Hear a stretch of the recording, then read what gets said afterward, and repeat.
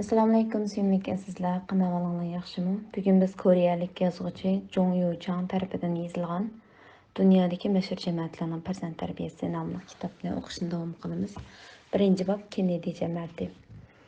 Kennedyning buvisining Harvard universitetiga eslashidagi sabab. Tuanda siyosiy yo'llar jamoati bo'lgan Kennedy jamoatining farzand tarbiyalash haqidagi 10 o'git deb bayon qilinadi.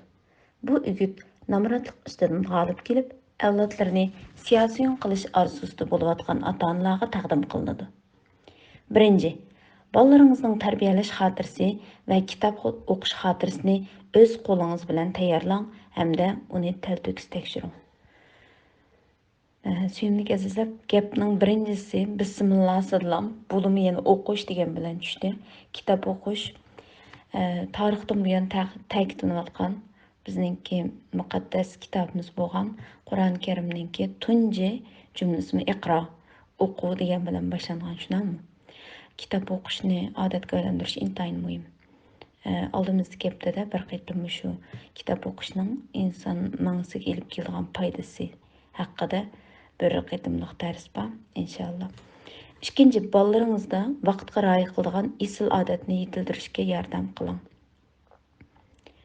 Men mushu topda azar qancha kishi bo'lishidan qat'iy nazar naq maydon dars emas, bu to'pqil yo'llab qo'yma. Amal bab 1 minutni u ham bu ham qilib o'tmay, dal vaqtida yo'llash uchun tirishyapman. Bu yerdagi bu nima uchun desanglar, dal mushu kitobdagi butun jamoatlarda hammasi degidek vaqtga rioya qilish ta'kidlandi. Bu bek muhim. Bu bizningki angliq islzodi kishilar ekanligimizni bildirdi. Boshqalar kechikib qoldi ekan, men kechikay emas. Boshqalar o'ziga yarashganini qilibdi, men o'zimga yarashganini qilaman deyish bizning prinsipchil bir odam ekanligimizni, boshqalardan farqlanadigan bir odam ekanligimizni ko'rsatib berdi. Uchinchisi, ota bo'lish sifatingiz bilan bolalarga xizmat jarayonida yuz bergan barliq hikoyalarni hamisha so'zlab turing. Bolalar bilan paranglashishni biz bekchiq deymiz danglar. Bolalar bilan fikr almashtirish bu deb. Bu deganga fikr almashtirish deb cho'nglar bilan o'tirib, bu kitobda u deyilgan, u kitobda bu deyilgan deb fikr almashtirish emas. Bolalar bilan paranglashish o'zimizning ko'rgan, masalan, eng oddiysi qaranglar. Bolamizning qo'saq ko'tarish jarayonidagi sen qo'sqimdagi vaqtida ani qilgandim, qo'sqimdagi vaqtida mani qilgandim deb berish bolalar uchun ajoyib cho'ng bir parang. Masalan, sen kichik vaqtingda ani qilding deb berishim bek bo'lgan parang. Bugun maktabda u bo'ldi, bu bo'ldi deb berishim bek cho'ng parang. Men ishlayotgan yerda mana bo'ldi deb berishim bek cho'ng parang. Bolalarimizning gapini anglab berishim bek cho'ng parangchi. Bu bolalarning aloqa iqtidorini oshirishda intayin muhim. Bizning ota-onalar bilan bolalar o'tirisidagi birishini chingaytirishda intayin muhim. Dunyodagi mashhur jamoatlarning hammasining o'rtaq bir alohidligida yana bir narsa dadalarning farzand tarbiyasiga qatnashishi, sevimli azizlar, intayin aktiv va kuchli shaklda. To'rtinchisi, g'izalanish vaqtida bir xil tabiiy inoq munozir kayfiyati yaratdi. Tomoq ustili intayin yaxshi farzand tarbiyalash maktabi. Tomoq ustili. Tomoq vaqtimi intayin yaxshi farzand tarbiyalash vaqti emniyatda. Beshinchisi, bolalaringizni natijasi birinchi bo'lganlarni hech kim kamsitmaydi degan prinsip bo'yicha tarbiyalang. Birinchi bo'lish, to'g'ri, bolalarning baxtli bo'lishi birinchi bo'lishdan muhim. Ammo birinchi bo'lgan bolalarning o'ziga bo'lgan ishonchi intayin yuqori bo'ladi. O'ziga ishongan bolalarning-ku hayotda qaror qilish, keyingi hayotidagi butun narsalar lideriga aylanishi, ularning mustaqil odam bo'lishi degandeklarda bek muhim rol o'ynaydi. Bu yerdagi birinchi bo'lish, azizlar, faqat elaqa sinfda darsda birinchi bo'lish emasmi? Axloqdami birinchi bo'lish, iqtisoddami birinchi bo'lish, hammasini demoqchiman edi. 6. Oila boshlig'i bo'lish sifatingiz bilan bolalaringiz qiyinchilik yo'liqqanda ularning o'rniga o'zingizni qo'yib turib, ularning masalalarini hal qilishiga yordam bering. 7. Farzandlaringizni mashhur oliy maktablarda o'qitib, kishilik munosabatga moyil qiling. Biz hozir mana bir narsa ichida dunyoda noyda to'g'ri deb qarilayotgan bir shu bor. Ya'ni bu nima desanglar, meni men sifatimda qabul qil. meni qabul qilsang, men bu yerda bor, qabul qilmasang, men yaningda yo'q. Bu balkim xotinga yoki qiz-o'g'illar o'rtasidagi munosabatga mos kelishi mumkin. Ammo siz uningga bek mos kelib ketmaydi, rost gap qilsam, bir mezgillik bir aloqa akilash deb turayli. Ammo hamma yerda qo'pab, meni mushta qabul qilsang, mening shaklim shu. Meni mushta qabul qilsang, qil, bo'lmasa yo'lingga mang desa, haqsizga xushlar emas. Siz o'zingizni to'xtamay qana qilsiz, taraqqiy qildirsiz. To'xtamay taraqqiy qildirsiz. İnsanınki yarılışı şundaqla hala qo'yib bersa, hayvon beqib cho'ng qilsa, hayvonga o'xshashlik Tarzanning kinosini bilamiz-ku, ashta bo'ldi. U to'g'rimi u gap? To'g'ri. Boshqalarninki shu holatiga hurmat qilish kerak. Uning aloqasi anda bo'lsang, manda bo'lsang deb shartlik yaxshi ko'rishga emas, shartsiz yaxshi ko'rish kerak. To'g'ri. Ammo bu sizning hayotingizni zo'rlashtiradi. Sizni odatdagi baxtli odam qilishi mumkin, ammo hargizmi isil va bir lider qilolmaydi. 8-si bolalaringizga dastlabki parasizlik bilan moslasha olmaslikni, takror tirishish orqali o'zgartirib bo'lganligi haqidagi haqiqatni aniq tushuntiring. Takror o'qay. Bolalaringizga dastlabki parasizlik bilan moslasha olmaslikni, takror tirish orqali o'zgartirib bo'lganligi haqidagi haqiqatni aniq tushuntiring. Va tarjimada jumlada siz nima borkan bu yerda demakchi o'g'ini bolalaringizga dastlabki parasizlik bilan moslashmaslikni. Ya'ni mening tug'ilishim holim shu deb o'ttamay, o'zingizni tirish orqali taxmi qaltis qilib bo'lganligini bolalarga tushuntiring demakchi. 9-chi bolalaringizga ulug'vor nishon turg'izib, qilchim aldiraqsonlik qilmay, tartiblik ilgirlagandila g'alaba qozongan bo'lganligi haqida tarbiya qiling. Shuna bir mashhur gap bor. İnsanlar oddiy nishon bekitib, insonlar ulug'vor, yo'g'on nishon bekitib yetolmagani uchun emas, oddiy nishon bekitib yetalligini uchun muvaffaqiyat qozonolmaydi deydi.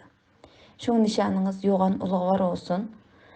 10-si ota-onalar bilan bo'lgan va qarindoshlar bilan bo'lgan munosabatda ijod inoq birga o'tish, o'zaro hamdamda bo'lishdek yaxshi oila kayfiyatini shakllantiring.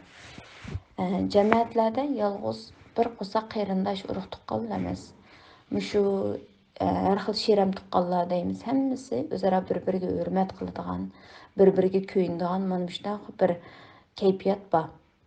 Bu intayin muhim. Harvarddagi kitob xaltalari bilan do'stlashish. Namratlarga umid bag'ishlagan Kennedy jamiyati. John Kennedy gerçi olamdan o'tgan bo'lsa-mu, ammo Kennedy jamiyati hozirgacha mavjud.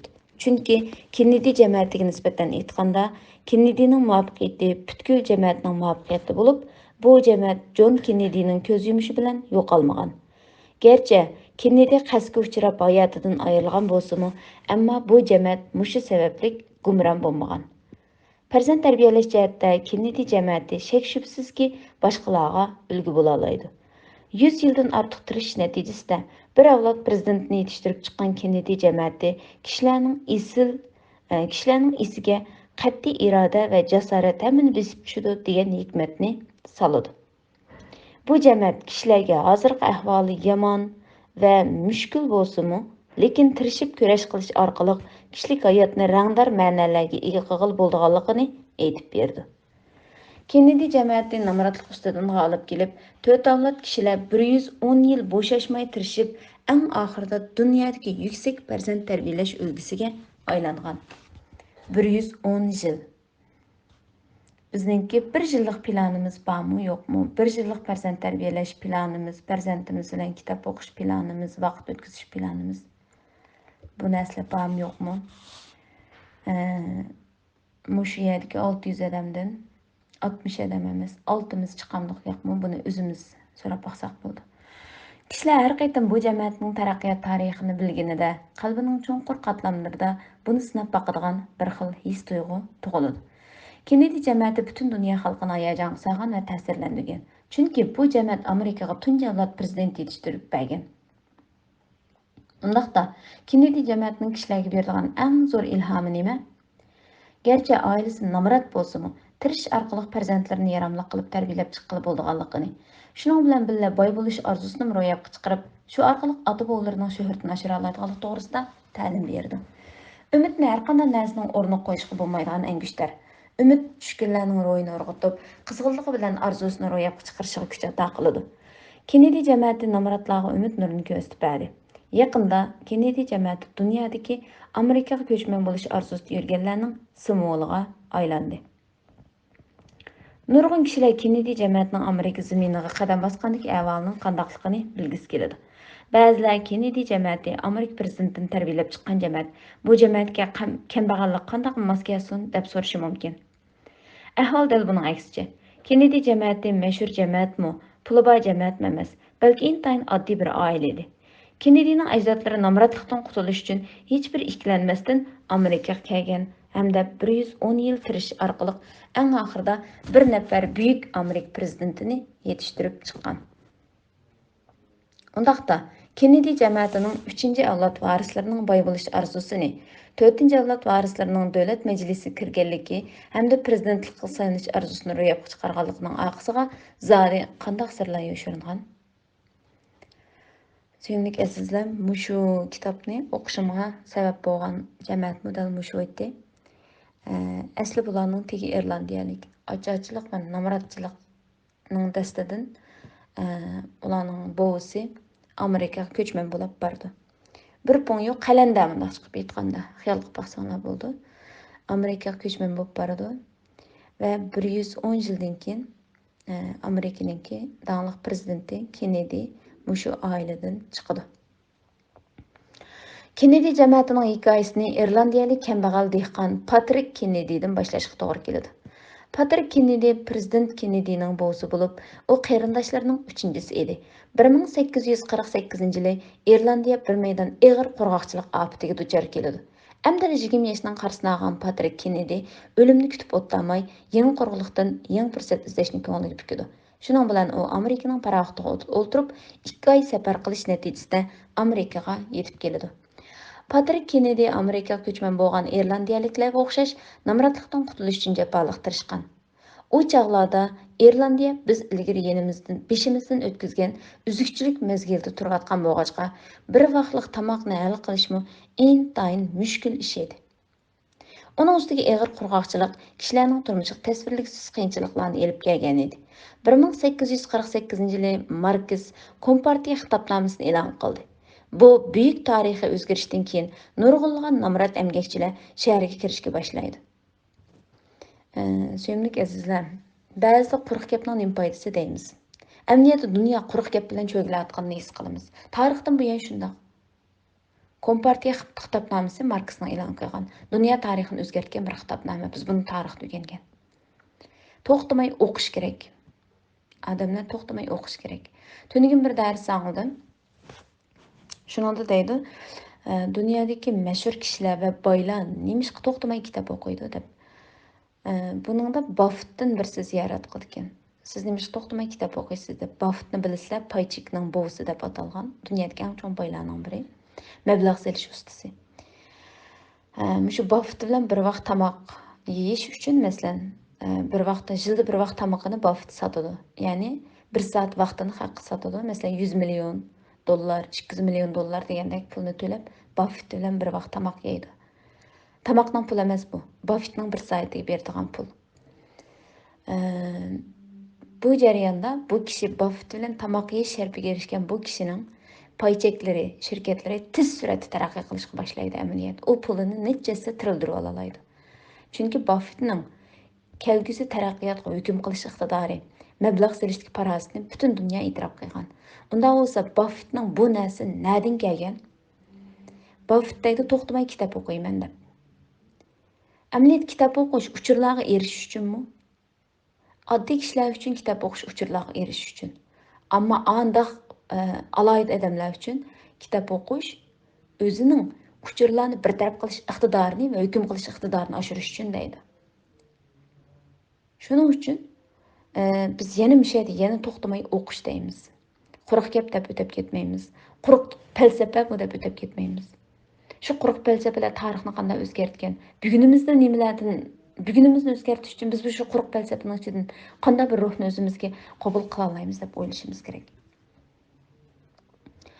Patrik Angliya hükümranlığındaki İrlandiyada hech qandaq taraqqiyot yo'shirin kuchining yo'qligini ta'minlab, okean atlab Amerikaga berishni qaror qiladi. Patrik Amerikaga kelgandan keyin Bostonda viski qachilaydigan to'ngni yasash va setish orqali boylik cho'g'laydi. Patrikning yanida yolg'iz o'g'il farzandi Patrik Josef bilan 3 qizi bor edi. Əfsuslanarlıqı, o öz ailəsinin namratlıqdan qutulğanını görməy turubla bu alam bilan xoşlaşqan. Patrik Josefning anası eri ko'z yumgandan keyin turmushni qamdash uchun madaniyat buyumlari do'koni ochdi. Boshlang'ich maktabda o'qiyotgan Josef yarim yo'lda o'qishdan to'xtab, jafoliq emgak bilan shug'ullandi. Shunday qilib o'smir Patrik Josef oilasida birdan-bir er sanıldı. Anası onu ailəsinin türki deb qaraydı. Hamda bir ömür namrat o'tgan otasining baxtining huzurini surib boqmay, tirishib pul yig'ib Patrik Josef qantar oqizib, ozroq pul yig'di. Keyin ashu yiqqan pullarining kichik pulları bilan kichik bir qavaxona ochdi. Taliga qavaxonaning sodisi obdan yurishib qoldi. Gerçi qavaxonaning ishlari Patrik Josefga qarashliq bo'lsa-mu, lekin irlandiyalik ko'chmanlar uningdan yordam so'rasa, u qancha ikkilanmasdan yordam qo'lini sunadi. Shuning bilan uning irlandiyalik ko'chmanlar ichidagi inovati kunsiri yuqori ko'tarildi. Patrik Josef Barbara İrlandiya ko'chmanlar jamiyatida hech kim o'rnini ololmaydigan shaxsga aylandi. Her vaqt deymizgo, bergen qo'l olgan qo'ldan yaxshi degan gap mushu shu. Bizning inovatimizni, kuchimizni oshiradigan narsa bu. Patrik Josef ko'chmanlar jamiyatining e'tirof qilishiga erishgandan keyin shtat parlamentining tuvan palata a'zoligiga saylandi. Shuningdan boshlab u siyosiy sahnaga qadam bosdi hamda bir savdogardan siyosiyonga aylandi. Bu Kennedy jamoatining tunji qatim siyosiyga aralishi bo'lib qoladi. Keyin Kennedy jamoati bilan bu jamoatning qudusi, ya'ni tuvan palata a'zosi qo'shimcha Boston shahrining boshlig'i Joseph Fitzgerald jamoati o'rtaq holda ko'chmanlarning zafar ulgisiga aylandi. Joseph Fitzgerald jamoati bilan Kennedy jamoati siyosiy jihatda tirkishadigan jamoatlar edi. Biroq Shekspir dramalaridagi Romeo bilan Julieta'ga o'xshaydigan siyosiy jihatda o'zaro tirkishadigan ikki jamoat eng oxirida yaqinlardan bo'lib ketgan. Bu hech kimning xayoliga ham kirib boqmagan edi. Bu bo'lgan John Fitzgerald hatto o'zining ismini qizining o'g'liga qo'llangan. O nevrisining mashhur siyosiy bo'lib chiqishini orzu qilgan. Shunglashqa prezident Kennedy'ning ismi J.F. Kennedy deb atalgan, ya'ni Joseph Fitzgerald Kennedy. Kennedy jamoati Irlandiya qon sistemasidan bo'lib, ular xili burunla Angliyadan Amerikaga ko'chman bo'lgan hamda Bostondagi angliyalik zardar boylar turishliq rayondan siqib chiqarilgan. Gerçi ularning boyligi va huquqi o'xshash bo'lsa-mu, biroq Irlandiya qon sistemasidagilar hamisha Angliya qon sistemasidagi jamoatlarni kamsitishga uchragan. Necha yuz yildan buyon Angliya İrlandiyani istilo qilib kelgan. Shunlashqa Angliyaliklar İrlandiyaliklarni chaqana millat deb qaraydi. Mushu xil tarixiy orqa ko'rinish sababidan Bostonda yashayotgan Angliya qon sistemasidagi mashhur jamoatlar bilan Irlandiya qon sistemasidagi mashhur jamoatlar boshdan oxir tirkishish holatida turib kelgan. Kennedy jamoati avlodlarini Amerikada inovatga ega qilish uchun cho'qim o'zlarini kamsitgan Angliyaliklar ustidan g'olib kelish kerak deb qaraydi. Shunlashqa ular farzandlaridan har vaqt birinchilikni qo'lga keltirishni talab qiladi. Chunki ular har qaysi jihatlarda oldin qator tura olgandilar, ondan Irlandiya millatini past, chaqana deb kamsitadigan Angliyalikning ayvisini taltugis yerga o'g'il bo'ldi deb qaragan. Bu Kennedy'ning otasining azaldan birinchi bo'lganlar boshqalarning kamsitishga uchramaydi degan tashabbusining undaqda qanday qilganda birinchilikni qo'lga keltirgan bo'ladi. Kennedy'ning buvisi Patrik Josef odam quduq ostidagi paqaga o'xshash o'zining atrofidagi kichik doira ichida birinchi bo'lganning qilch ahamiyati bo'lmaydi. Navbatdagi jiddiy qilishga tegishli ish bo'lsa, Irlandiya sistemasidan iborat bu qaqshal daraxtga qaytadan hayotlik baxsh etib, bu doiradan olqib chiqib, barliq kishilar bilan birlikda yuqori tuvanlik tanlash kerak deb qaraydi.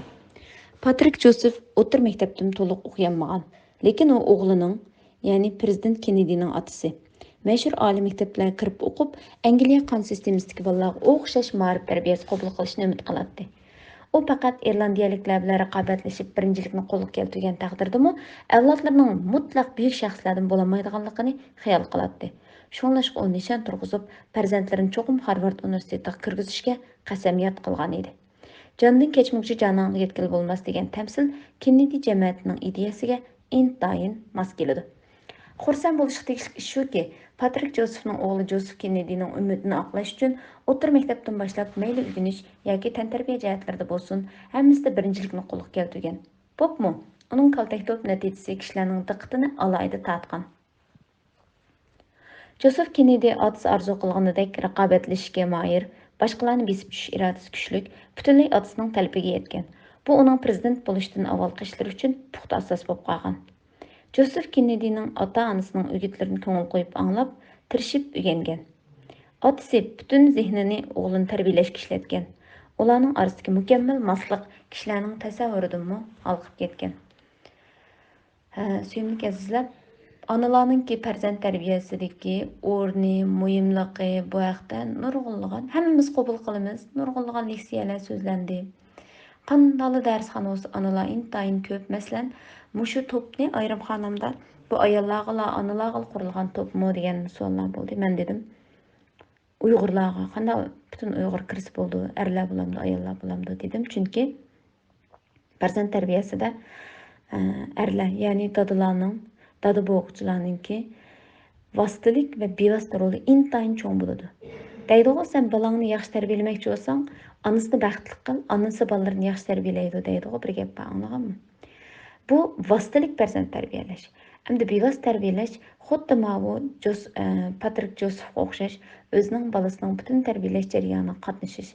Mashhur kishilarningki qaraydigan bo'lsak, nurg'unlarda shu jasoratlik, muvaffaq qilgan kishilarningki farzand tarbiyasida dadalarning nihoyat muhim rol o'ynaganligini ko'ra olamiz. Josef Kennedy oxir Harvard universitetiga o'qishga kirgan hamda bu maktabga tunji o'qishga kirgan irlandiyalik bo'lib qolgan. Amaliyotda an'anaviy irlandiyaliklar katolik diniga e'tiqod qiladi. Biroq Harvard universiteti xristian diniga e'tiqod qiladigan o'quvchilarni asos qiladi. Shundoq turg'uliq Kennedy jamiyati avlodlarining kelgusini nazarda tutib, diniy e'tiqod masalasini o'ylashib o'tmay, bolasini keskin holda Harvard universitetida o'qitgan. Onundan başqa ular balalarını Angliya qan sistemasındagi mashhur jamiyat bilan uchrashtirish va aloqalashtirish uchun yataqliq sinfga o'rnashtirgan. Dadasining arzusi bo'yicha Josef Kennedy maktabning yataqliq turmushini alayida o'tkazib qolmay, balki yana qisman angliyalik mashhur jamiyatlarning farzandlari bilan do'stlashgan. Uning do'stlari orasidagi ba'zilari keyin Josefning millioner bo'lish arzusini ro'yobga chiqarishdagi kuchli yordamchilarga aylangan. Mavi yerda nima asqatadi desanglar, balamizning aloqa iqtidori asqatadi. Aloqa iqtidori intayin muhim. Josef Kennedy'ning maktabdagi natijasi alayida yaxshi bo'lib qolmasdan, balki o'qish bitkizgandan keyingi 3 yilda bankerga aylangan. O chaqda Bostondagi qisman banklarning amaliy huquqi Angliyalikning changilida bo'lib, Irlandiyaliklar azaldan bankerlik o'rniga chiqib boqmagan edi. Josef bu xil vaziyatni o'zgartib banker bo'lgan. O kino tijorati, ot baygisi kasblari bilan shug'ullanib, mo'l kapital jo'g'ilgan. Hamda 30 yoshga kirganda cho'ng tipdagi moliya tashkiloti sepiga kirgan. 30 yosh. Bu yerda biz kishilar bilan bo'lgan aloqaning bir odamning taraqqiyotida qanchalik muhimligiga yana bir qatim shohid bo'ldik. Kennedy jamiyatining atrofli ma'rif planiga asosan Josef Kennedy'ni Harvard universitetida o'qitgan, u maktabda nurg'un bostonlik mashhur jamiyatlarning bolalari bilan tanishgan. Kishilik munosabat uning kasbda muvaffaqiyat qozonishida zo'r turtkilik rol o'ynagan. O Bostondagi chig'ida irlandiyaliklarning o'rganish ulgisiga aylangan hamda kishilarning hurmatiga sazovor bo'lgan. O Boston shahrining shahar boshlig'ining qizi bilan to'y qilgan va Amerika tarixidagi eng yosh prezident J.F. Kennedy'ga homildor bo'lgan. Homildor qolgan. Shundoq deyishga bo'ladiki, Kennedy'ning prezident bo'lib saylanishini uning buvisi bilan otasining o'zliksiz tirishchanligidan ayirib qarag'ili bo'lmaydi. Mayli qandaq davr yoki jamiyat bo'lsin, bir oilani mashhur jamiyatga aylantirish ishini faqat bir avlod kishilarga tayinib tamomlag'ili bo'lmaydi. Kennedy jamiyati mana bu qoidadan cho'nqur ham aniq bilgachga 4 avlod kishilar bo'shashmay tirishish orqali o'zlarining nishonini tadrijiy ro'yobga chiqargan. Tuanda biz birlikda Kennedy jamiyatining o'zlarining nishonini ro'yobga chiqarish uchun 4 avlod kishilarning qandaq tirishganligini eslab o'taylik. Birinchi avlod Kennedy'ning buvisining buvisi Patrik Kennedy. O bir namrat dehqonning o'g'li bo'lib, yangi fursat izlab Irlandiyadan Amerikaga ko'chman bo'lib kelgan. Bizning ko'chman bo'lishlik sababimiz bu Patrik Kennedy'ning ko'chman bo'lish sababidan nechasi kuchlik. Biz pul uchun emas, e'tiqodimiz uchun, oxiratligimiz uchun, ballarimiz uchun, jenimizdan, pulimizdan texnik qimmatlik narsalar uchun ko'chman bo'ldik. Ya'ni ko'chib yurdik. Bunday chiqib aytganda. Şuna bularni jiddiy o'ylashimiz kerak. Bu orzularla bo'lmaydi nurg'un narsalar. Arzu qilib qo'yishli yetmaydi farzand tarbiyasi. Jamiyatlarni shakllantirish orzularla bo'lmaydi. Va yoki bo'lmasa, men qilolmayman, bular shunday qilibdi deydiganlar bo'lsa, mushu Kennedy jamiyatininkini anglab baqsaq bo'ladi mana. Bir qo'sqaychib namratlikda qana qiladi, yangi fursat izlab Irlandiyadan Amerikaga ko'chman bo'lib kelgan. İkinci avlod Kennedy'ning bo'zi Patrik Joseph. U o'rta maktabda o'qishdan chekingan hamda qavoxona ichib pul topgan. U boshqalarga yordam berishni xushallik deb qarag'achqa, Irlandiyalik ko'chmanlar jamiyatining hurmatiga sazovor bo'lgan hamda taraqqiy qilib, shtat palata a'zosi bo'lgan. Ammo yerda hamda buning qavoxona ochqini tanqidlab o'tmanglar. Biz oshxona açsaq bo'laverdi, biz boshqa ish qilsak bo'laverdi, biz tijorat qilsak bo'laverdi.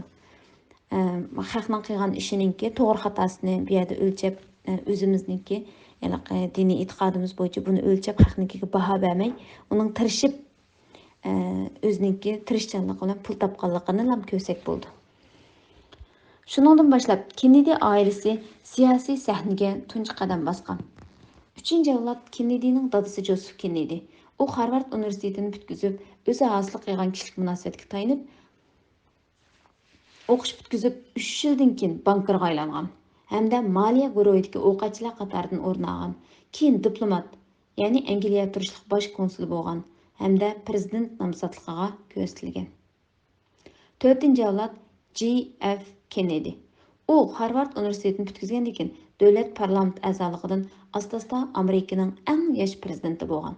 Yuqoriqilardan ko'rilishga bo'ladiki, Kennedy Amerikaning prezidenti bo'lishdan ilgari jamiyatdagi 3 avlod kishilarmi siyosiy sahnada edi. Amaliyotda bir oilani mashhur jamiyatga aylantirish g'oyasini bir qancha avlod kishilar o'rtaq tirishganlar ondan ro'yobga chiqargan bo'ladi. Biz uchun suyimli azizlar, siyosiy sahna bizning Uyg'urlarning o'tirg'i chiqib siyosiy gap qilishi bo'lmasligi kerak. Dunyoviy sahnalar o'zimiz turayotgan davlatning siyosiy sahnasidan o'rin olishini ko'rsatadi bu. O'zimizning qurib olgan siyosiy tashkilotlarda vazifa o'tash deganlik emas mayadiksi. Amaliyotda bir oilani mashhur jamiyatga aylantirish g'oyasini bir qancha avlod kishilar o'rtaq tirishganlar ondan ro'yobga chiqargan bo'ladi. Agar bir avlodga tayinib barliq orzularni ro'yobga chiqarish xiyolini qilishning o'zi psixik jihatdan benormallikning sababidir. Bo'libmi muhim bir nuqta shuki, ota-onalar bilan bolalarning nishoni cho'qim yuksak darajada birdek bo'lishi kerak. Shunga bolalarimizning kichik vaqtlarda yoki bak nim qilmaydigan chog'larda yoshlikqa qadam qo'yishdan burun ularni o'zining holiga qo'yib berib, andiki yoshligida mening bolam u bo'lsa bo'ldi, men bu bo'lsa bo'ldi deganni orzu qilib, o chog'da beshimizni tosh qurib ketgan beka. Kichik chog'idan boshlab ularning qalbiga orzuni teriydigan biz, ular bilan o'xshash bir yo'lda menishni biz bilan bir orliqimizning jiroqlab ketmasligini saqlaydigan kishilar amaliyotda biz. O'ylab boqaylik, navoda ota-ona mashhur jamiyat orzusini ro'yobga chiqarish uchun bo'shashmay tirishib olsa, aksicha farzandlar dadasining orzusiga varislik qilishni rad qilsa, undaqda shak shubsizki